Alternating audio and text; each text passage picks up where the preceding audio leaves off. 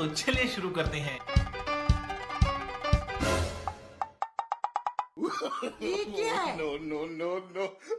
কি তোমরা সারা ঘরে দড়িটা নিয়ে রেখেছো কেন?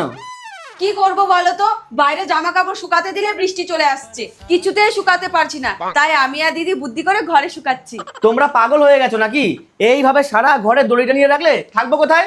খোলো এখনই। খবরদার ভাই, দড়িতে যদি হাত লাগিয়েছো না তাহলে। থাক, আমার দরকার নেই দড়িতে হাত দেওয়ার।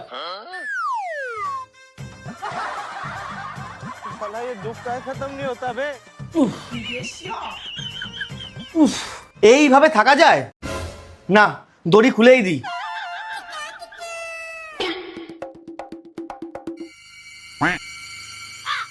কি গো, খেতে দাও। এ কি তোমরা এইভাবে দাঁড়িয়ে আছো কেন? তুমি তো আর দড়ি টানাতে দেবা না, তাই আমরা ভেবেছি আমরা এইভাবেই জামা কাপড় শুকাবো। ভাই, আমার এই হাতটা ফাঁকা আছে, গেঞ্জিটা একটু তুলে দাও না। আজকে মনে হয় রান্না করেই খেতে হবে।